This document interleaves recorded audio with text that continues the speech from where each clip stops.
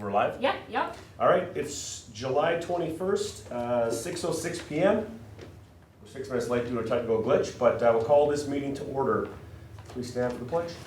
I pledge allegiance to the flag of the United States of America and to the republic for which it stands, one nation, under God, indivisible, with liberty and justice for all.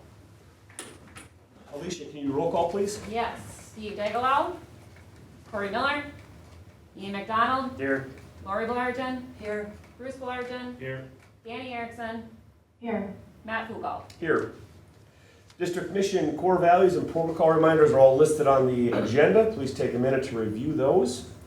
And when someone is ready, I'll take a motion to approve the agenda. So move. Motion by Lori, is there a second?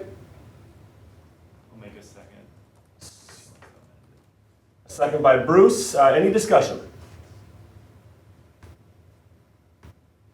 Did you want to? Danny, do you want to amend it? I would like to amend it if I can. Yeah, go ahead. And I have two motions to amend, and that's just for clarity. The first one would be, I'd like to remove policy 2464, advanced learning, gifted and talented, from item 4 on the agenda for tonight's meeting, and I can say why if it's discussed. Okay, so do you want to just list your second one as well? Yes, and then the second motion would be, I would like to move policies 8500 and 8531 out from 4A2 and discuss and approve those as a separate item for A5. Okay, so the amended motion would be to approve the agenda with the removal of 2464. policy 2464. And also to move policy 8531 and 8500 to a separate item. Is that correct? Correct. Well, I'm wondering if you want to make two separate motions for those amendments? That's what I wanted They should to be do separate? originally, yes. Okay. All right, so let's start with the first motion to amend the agenda with just removing 2464. Is there a second? I'll second it, hear why she wants it. Okay, so a motion by Danny, a second by Bruce. Discussion. I would just like some more time to research the whys behind this update. Some of the language that I have questions about is directly in the DPI administrative rule, and for that rule to have the force of law, it has to go through the rule-making process. So I went digging for that process, and I can't find anything. And there should be like hearings and public comment and other state entities that are involved, and I actually can't even find the date of when this rule was adopted. So I'd like to see some of those things to get a better understanding of this update. Okay. Any other discussion? So we're just removing it from the agenda for further review. Yes. The policy still exists, we just remove any updates. Yep. All right, I'll do a roll call vote. Ian? Yes. Lori? No. Bruce? No. Myself, yes. And Danny? Yes. Okay, motion passes 5-2. We will, I'm sorry, 3-2. We'll strike 2464 from the agenda tonight. And then your second motion would be to move 8531 and 8500 to a separate discussion item tonight. Correct. I'll second that. Second by Bruce, any discussion? Okay. I had a discussion point, and the reason for that was there was just a change in the federal non-discrimination statement, and I think we needed to discuss that if we're going to keep it or change it to suit the federal law. So. Okay. Any other discussion? We'll do a roll call vote again. Ian? Yeah. Lori? Yes. Bruce? Yes. Myself, yes. Danny? Yes. Okay, motion passes. Those two items will be a separate discussion. So we'll label those 4A5? Yeah. Am I following that right? Yeah. Okay, 4A5.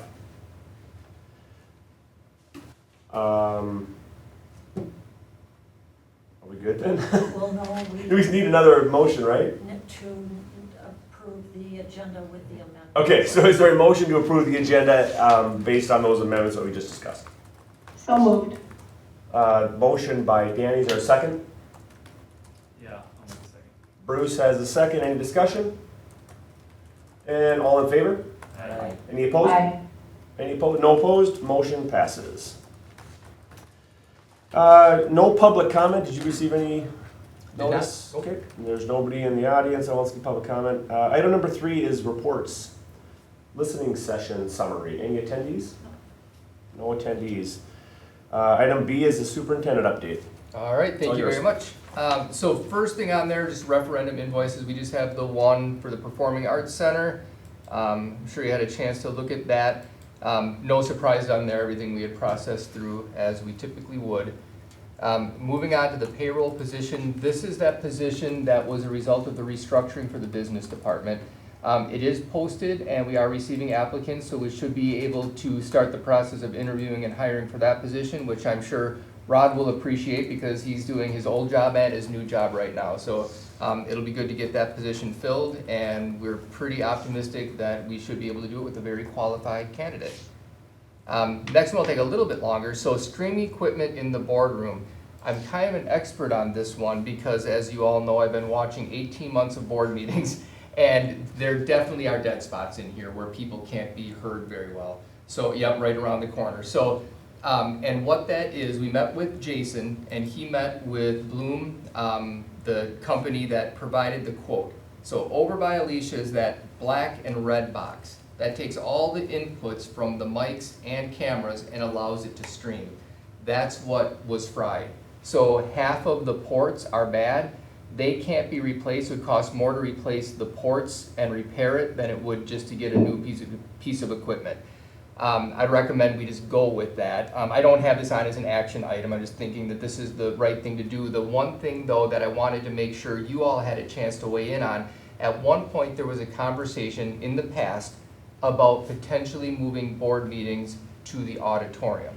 My recommendation is that we do not do that, primarily because we want to keep that open for kids' activities for the community. If we start tying it up 2 days a week, even though it sounds like only 2 days, like if you picture them setting up for a play, it would just interrupt their flow. So my recommendation is we'd stick here unless we would anticipate big crowds. Maybe annual meeting, budget hearing might make sense to move over there, not this year, but in the future.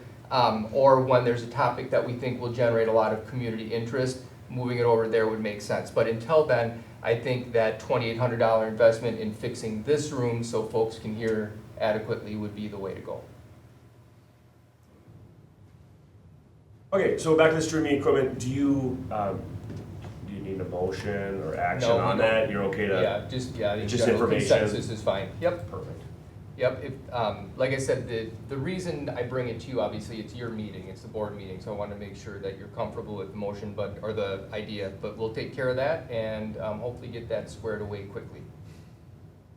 The next one, this will take a little while. If you could open up the presentation, and I wondered, Danny, if you could get that up on this, or I just called you Danny. You won't do that, Danny. Alicia, if you get that up on the screen, that Your would be leadership great. teams? Yeah, that would be great. So this is a presentation that is the result of the interviews that I had with all of you as board members and all administration team, where we got together just to talk about what we see as the strengths and the challenges in the school district. So thank you for the time. It was very, very helpful, and I appreciate everyone's candor and their willingness just to share their ideas. And I appreciate also the administration for doing the same thing. They were essentially the same questions with just slight variations to make sure they make sense for the folks that I'm talking to. I'm going to start by just sharing that it was overwhelmingly positive. People seem very optimistic about where we are and where we're heading. There are definitely challenges, but the challenges, I think, coalesced that we have a pretty good idea of what those challenges are. I have some recommendations in this presentation about how to start addressing some of those challenges. But first, the insight. So in full disclosure, this was helped tremendously by AI. So I gathered all the information, typed up everyone's response, put it in a table, and then asked AI to help me generate some themes. And I had to go back because it misinterpreted a few things. asked to update, and then this is the result after, I think, 3 iterations. I said, yes, that represents what people were talking about. So I'm going to start with the district's strengths and successes. So first of all, highly dedicated staff and administration. That came out crystal clear. People are happy with the team and understand that it's a high-performing team that cares a lot.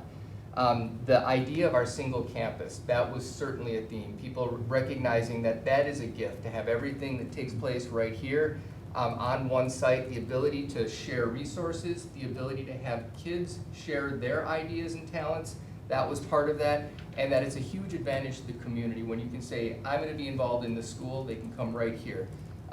Additional, I just went on a tour of the district to get a sense of the overall property. We have a lot of amazing land here, so we are well suited far into the future. We will not have a need to have to go out and acquire land. We have a lot. We're really well situated, which is great. There was also an identified theme of a positive culture and a lot of support systems. So not only are things positive, people really appreciate what we have to offer, the community appreciates the district and the staff, but there's also a lot of support in there. So when people do need a little bit more, a lot there for them. And also they appreciate the strategic initiatives and improvements, and that is the things we've identified long-term as ways we can improve the district. That was a theme, and certainly that we're student-centered. The challenges and opportunities, some of these require a little bit of interpretation. So in a challenge and opportunity, first one, assessment and grading practices.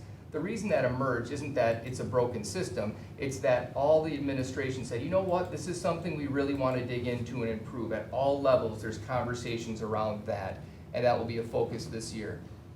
Communication and clarity. Some of the recommendations I will have will be around communication and clarity. And it's important to, I think, emphasize the clarity.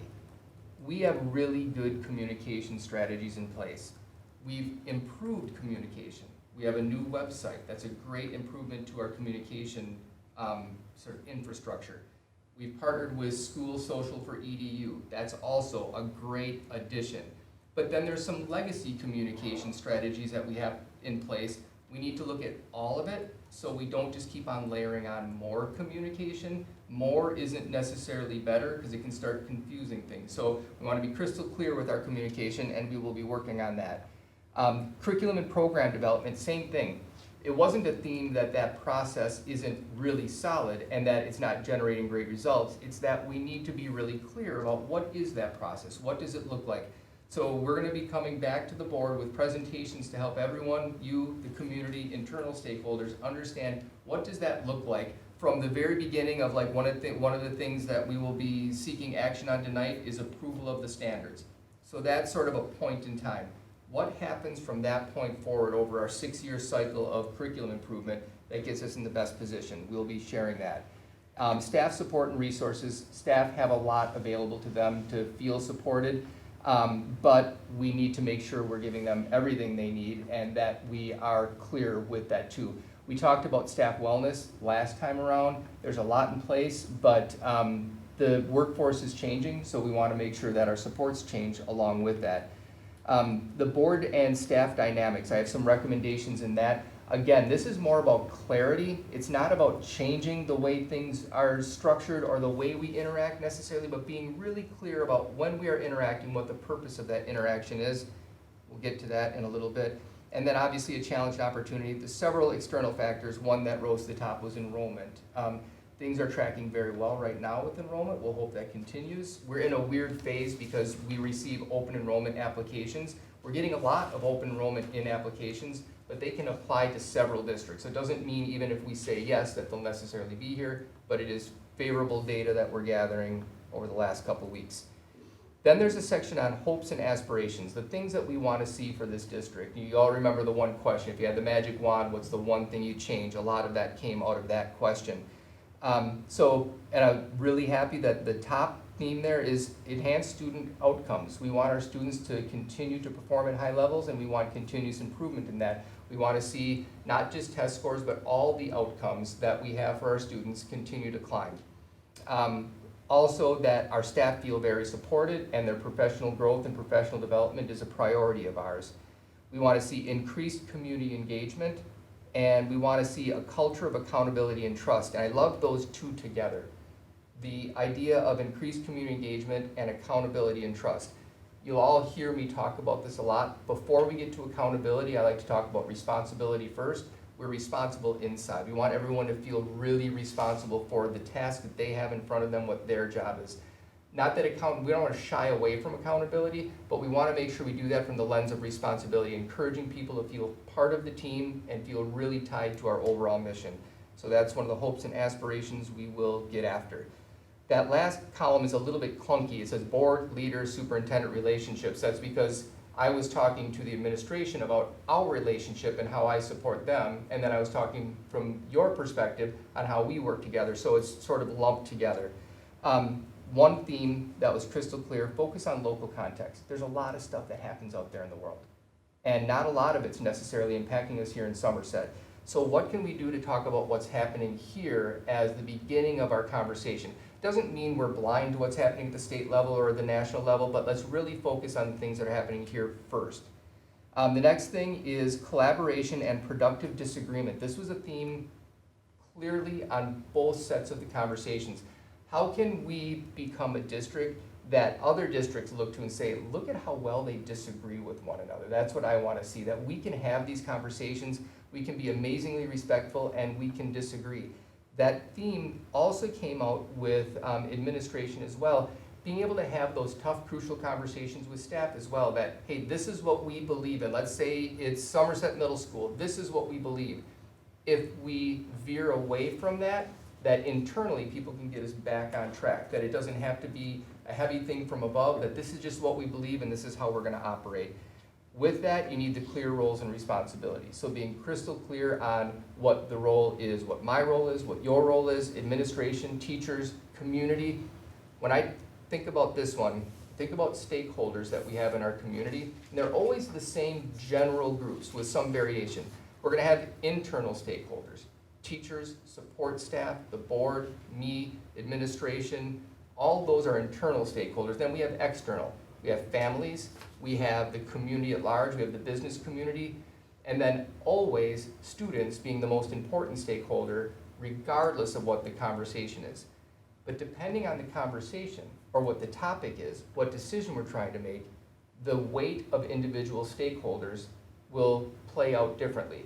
As an example, if we're talking about school lunch choices, most important people that are going to weigh in are the kids first. What do you want to eat? And families saying, yep, this is what I can support. If we're talking about curriculum, really important to staff, to families, to students, there's a lot of stakeholder involvement. If we're talking about like school finance, then the community has an increased stakeholder presence there. Those are roles and responsibilities we need to be clear on so people understand we'll always listen to you, but we're really going to key in and seek out your input if the decision is tied to that stakeholder group. I think with that, it gets to that next thing of building trust and support for staff. If we do all those things, we will increase trust. And then finally, structured and effective meetings. That was across the board, both internally, like for the way we function as an administrative team, and then this meeting as well. So all that, again, very positive. People came from the lens of really wanting to improve for the best outcomes for our students and our community. So we'll go to the next one. Thank you, Alicia. Oh, it's the same, it's the same presentation, yep. There we go. So this is a communication cycle that I would like to have us start working toward. This is how our administrative team can support all of you.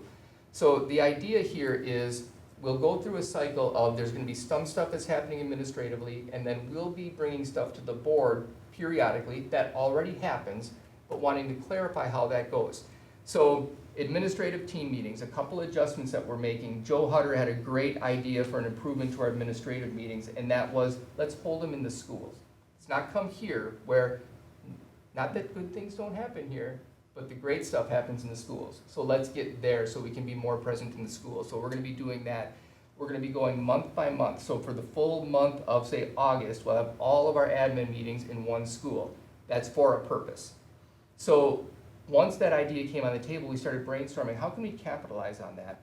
So we're going to identify celebration opportunities. The principals will know the great things that are happening in their schools.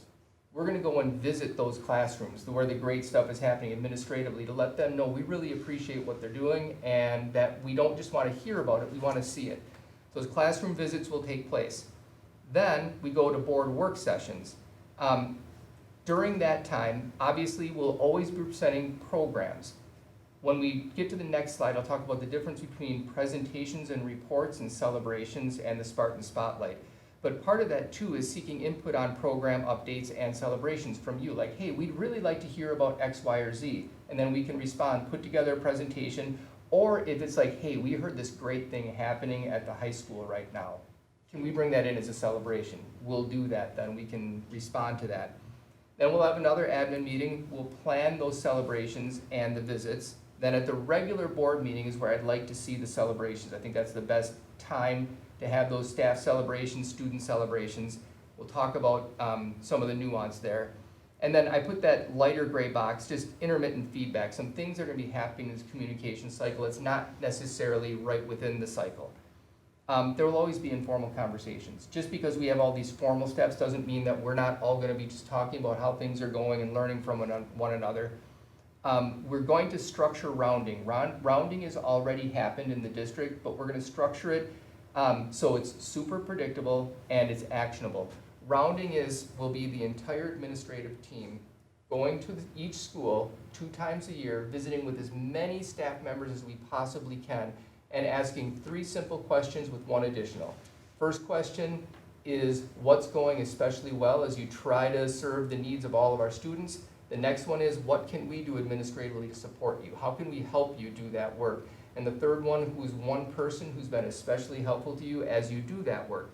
When we do that, we will write a card on behalf of the administration, letting that person that's recognized know they're recognized so they see that we are listening and we appreciate what they do. And then equally importantly, once we're done each cycle, we do a theme analysis, not dissimilar to what we're seeing here, where we say, what are we hearing and what can we get after? Sometimes there's quick things, like that's just something we can fix like that. That's something we didn't see as a blind spot. Sometimes they're deeper, and then we'll take some time to put together a plan.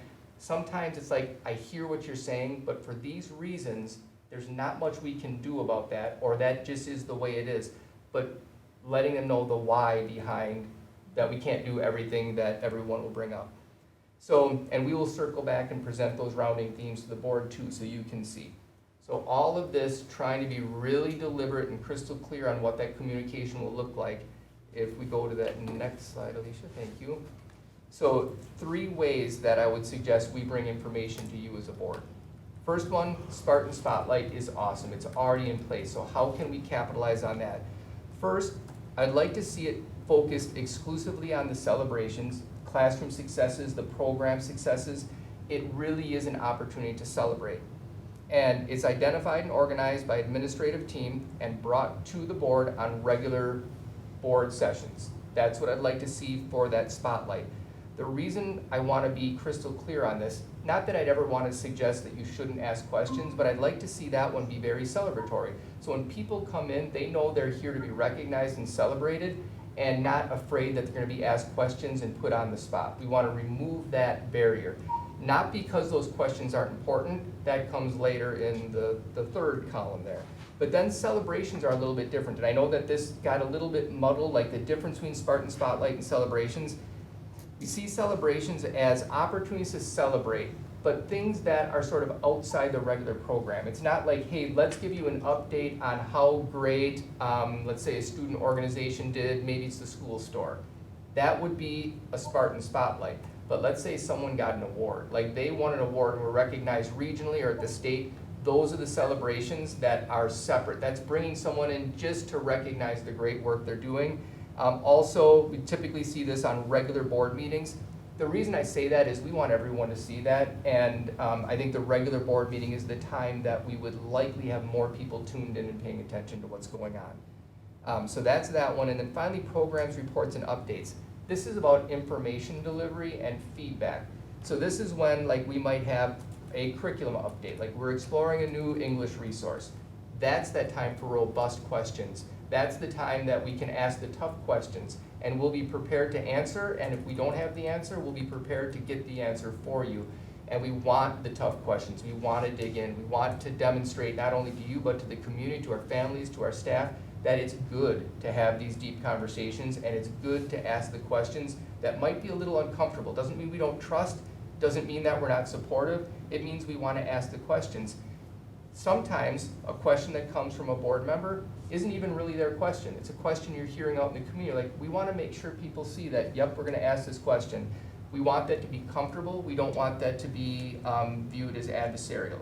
So those, and that would happen typically at a work session is where I would see that, because the work session is our time to dig in. So those three adjustments, we don't need to take action. You can just think about it. If once you think about it, like, yep, let's start structuring the meetings that way. Matt and I would work on that. Alicia's obviously a huge support in gathering that information and putting that all together. But that's our initial response to the feedback we're getting right now. Alicia and I are working on the next level of feedback. We're going to schedule some opportunities for meet and greets and for a chance for me to get to know community members. We're going to go to a couple local establishments, some early before work, some after work, some during the day, where people can just come in and share what they're thinking. It won't be as formally structured. I won't be interviewing them or asking questions, but certainly gathering the feedback and then reporting out on that as well. And that's all I have on that one. Any questions on any of that stuff from anybody? Sounds good. Yeah, I think one thing we talked about a little bit was just that celebration, spotlight, Spartan Spotlight. You know, if board members have tough questions, you know, the admin team is open to bring that back, and then they'll turn it into a report, and then we can dig deep into it, which I think this is a great way to restructure. All right, I see Corey's on. If we just make note. I'm on, yeah. Yeah, if we just make note on the perfect notes that he's roll call, he's here. And then Corey, you can hear us, no issues, and any questions or comments on that last piece?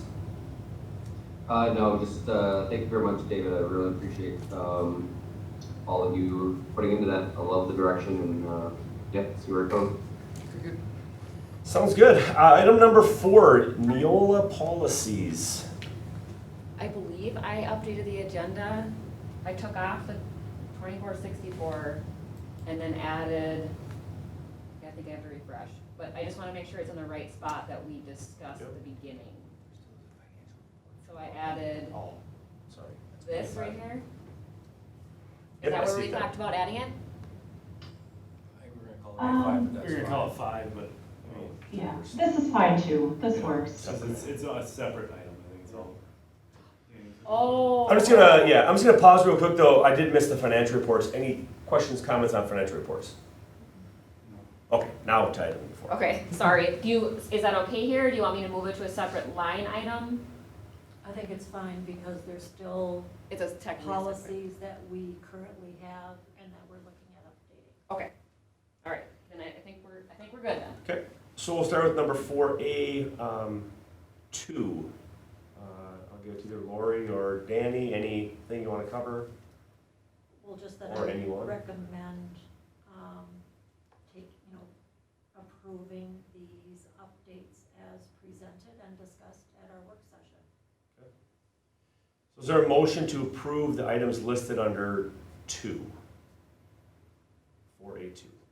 I make a motion to approve changes in agenda item 4E2. Okay, so there's a motion by Ian. Is there a second? I'll second. Second by Lori. Any discussion? Hearing none. All in favor? Aye. Aye. Any opposed? Motion passes. Item number 4A3. This is policy 8531 and 8500. Is there any discussion on this? Do you want to start with Danny? Danny? Do we wanna make a motion? Put it out there. Okay, wait to see that. I was curious too. What? I'll make a motion to approve policies 8531 and 8500 as presented and discussed at our work session.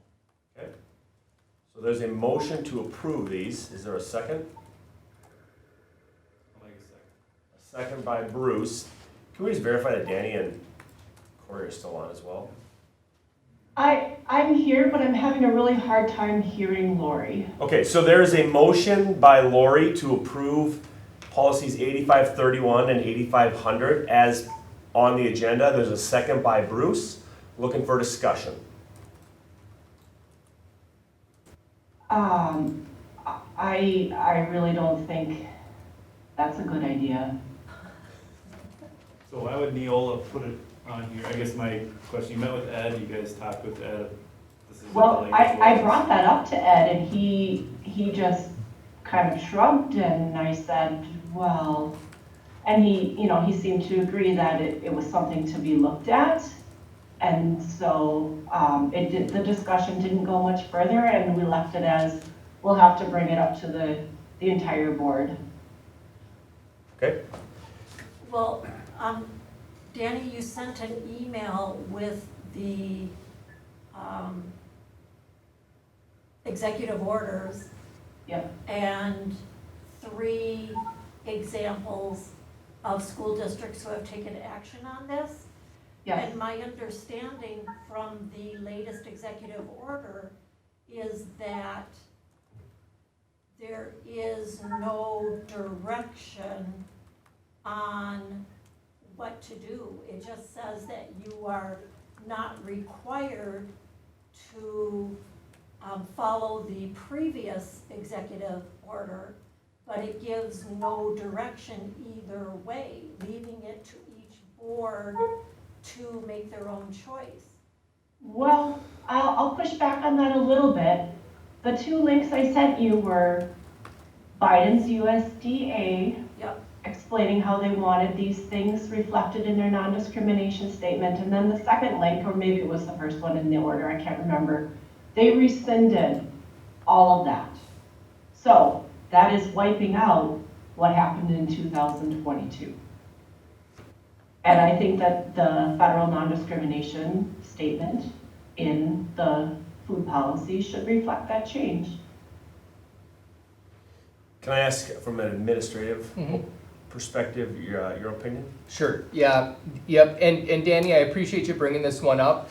So I dug into policy a little bit, and obviously I don't have them all completely figured out quite yet, but, so we do have a general non-discrimination policy. I think it's 2620, I believe, is the number on the general non-discrimination policy. Yes. My feeling is it would be best and cleanest and clearest if all of the subsequent policies that have non-discrimination statements follow that one. Now, I'm not saying that it should stay the same. We can talk about what the wording should be, but I believe as much as possible, it should follow that. So we have one clear non-discrimination statement that matches what we've all agreed to, or you've all agreed to. My understanding of the executive order, so under the Biden administration, the executive order, it mandated that you included additional protected classes in the non-discrimination statement. Under the Trump administration, the executive order removed that mandate and really left it up to local control. But certainly had their statement was strong and it indicated a preference, but left it up to local control, didn't want the federal government mandating that change. That's my understanding. I know, so I'll be at a legal conference next week. I'm sure this will be a topic and I will be seeking out information on this because it's important. We want to make sure that we get this right. So I'm glad that it's a separate conversation. I think it is worthy of conversation. And this is just the clarity around non-discrimination will help us a lot.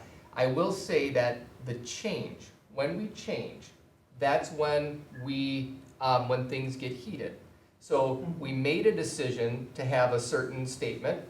If we change that, that will get people riled up for sure.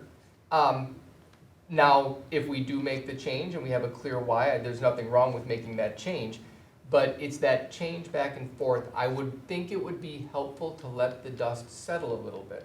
Let the court cases play out, let it all settle, and then make a decision that we think is gonna hold for a while, because the ping-ponging back and forth, I don't think is healthy for the community or staff when the target keeps changing. Having said that, there's a lot of implication to this, so certainly worthy of conversation. And I have not been involved in the conversation directly with Ed to know what that guidance is. So I think getting some more guidance and clarity would be helpful. Okay, Was that was helpful. Go ahead, sorry. So was that language added in the update? No, It's been there. yes.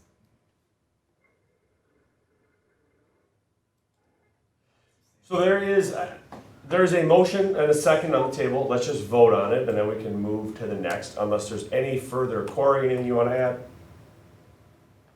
Yeah, I just want to say I think it's a good summary from David. I appreciate Danny's additional details there. I mean, anything like this, you know, where it feels like it's close to just being washed under the rug is a good catch that we don't do that, because it needs to be have a clearer consensus from all of us on it's the right thing to do. I agree with the strategy of not ping-ponging, but my additional input would be that we should never stop trying to have clearer policies that are the right level of specific and the right level of general, so that they don't need to ping pong regardless of some of the executive order stuff or whatever. I like the change that it went to, leaving it to us to define it, and I am confident that if we put our heads to it, we could come up with something that's,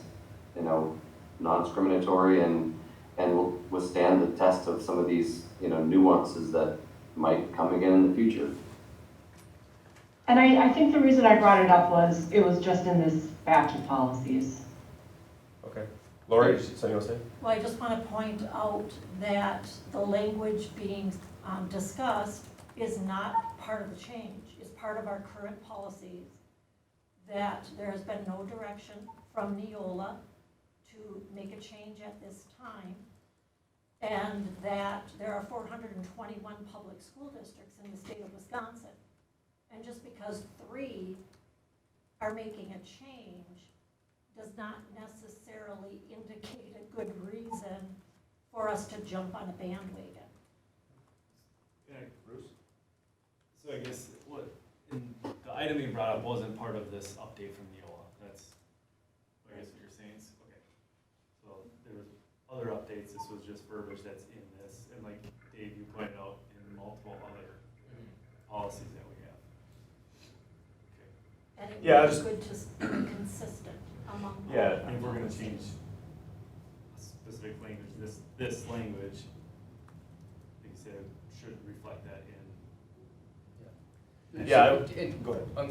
The reason this one has special attention is because school nutrition is linked to the federal government. That's why this one has a little bit different level of attention, because there are certain aspects of what we do where the federal government really doesn't have a say one way or the other. And that's why this one has specific recommendations and the executive order around it. Got it. Only come. Can one thing out, whether this motion passes or fails, that language is still there. Right. Yeah, it would be the other. So it can be addressed, but it will have to be a different way and later. Yeah, so what we would approve tonight would be the updated language. If we didn't approve it, there would still be that same language in there. Right. It just wouldn't have the updated other language. Right. Yeah, the only thing I'll say, I do appreciate David's comments about our overall, overarching non-discrimination statement. I think that's important that we tackle that and all of the policies that follow. So my question would be, if these were just tabled tonight and we took no action, does that impact any operations? Well, there's the new language about extending free meals. Does that change how we operate today? As well as free milk in the Wisconsin School Day Milk Program. Probably not. I would say the information she's addressing is a broader statement than just, we're not adding any new language, I think that's on that policy. To me, I think making the updates to this policy is one is fine, and then it would be bringing it up again as a broader term of addressing all of them that we want to look at the non-discrimination language. And that would change any of them that have that language. I think, to me, tabling wouldn't matter because the language would still be there, but then it would be bringing up all our non-discrimination language items maybe after you go through it. My thought, and then we'll take a vote, would be to table it if it doesn't impact our operation, so that it doesn't send any type of message that we added that language. I'm okay with it's there because it's there. As long as nothing operationally has changed, at least it doesn't show that we approved some agenda and someone thinks that we added that non-discrimination piece in. That would be my only statement on it. That language will be there no matter what. It's gonna be there, yeah. But it doesn't look like a newly adopted policy on our agenda. That would be all. I agree with that, Matt. I think that was, It would give us time to let the dust settle and then hit it again. And could I have one thing too? Yeah. In terms of the question, will it impact operations? I don't believe so. I'm not an expert on the policy, but I know that the other day G offered input and he looked at it pretty specifically. And because our free and reduced threshold, we wouldn't be near the point where it would significantly impact anything we're doing day to day. Okay, so there's been discussion, or a motion and a second to approve these as they are. There's been discussion, we'll do a roll call vote for yes, approve them, or no. And when you say as they are, you mean as presented on the agenda? Yes, as presented on the agenda, yes. So if you vote yes, you're in favor of the language that is on the agenda. Okay. Ian, can I start with you? No. Lori? Yes. Bruce? Yes. Myself, no. Danny? no. Corey? No. Okay, so motion will fail, 4-2. I'll make a motion to table these two items, policy 8531 and 8500, making no changes to them and bringing them back for discussion at a later date. Second, Okay, a second by Danny. Any discussion? No discussion on the table then. Okay, there's no discussion. We still vote, right? Roll call vote? Okay, no discussion on a table item. Roll call vote. Ian? Yes. Lori? Yes. Bruce? No. Myself, yes. Danny? yes. Corey? Yes. Okay, motion passes 5-1. We're off on numbers, so it's throwing me off. All right, next item on the agenda. 4A, item number 4, which is new policies 2440.01 and 7310. I'll make a motion to approve 4A4, 4A, and 4A5. I'll Okay. second. Okay, so a motion to approve both 4A, so the new policy is adopting and policy being rescinded? Yep. Okay, and a second by Lori. Any discussion? Does anyone want a roll call vote, or can we just do a, all in favor? Aye. Aye. Any opposed? Aye. Okay, motion passes. Items for approval, number 5. Is there anyone that would like to make a motion on any or all of these? I'll make a motion to approve the athletic and activities items, the WIA renewal, the extracurricular code of conduct, and the overnight trips, the high school registration changes, the academic standards, the snack purchase pre-approval, and the physical therapy shared services contract as presented. Motion by Lori, is there a second? I'll second. All right, so the motion and a second is to approve all items listed under number 5. All in favor? Aye. Aye.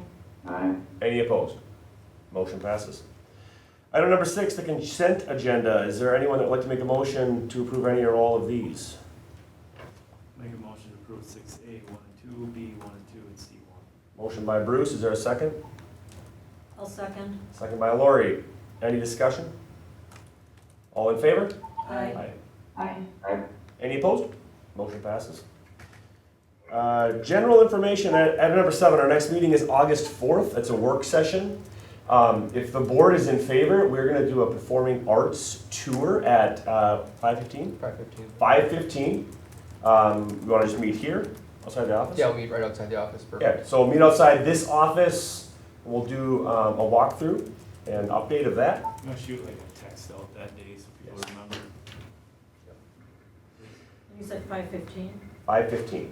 Yep, there'll be information that day to remind everybody. And then our meeting will start at 6 p.m. August 18th will be our regular session. There will be a listening session 30 minutes prior. Meeting starts at 6 p.m. District celebrations. Ian, can I start with you? Sure. I just got to make sure you get to the fall sports meeting on August 4th, which is the day of our next meeting, at 6 p.m. in the high school MPR. Lori?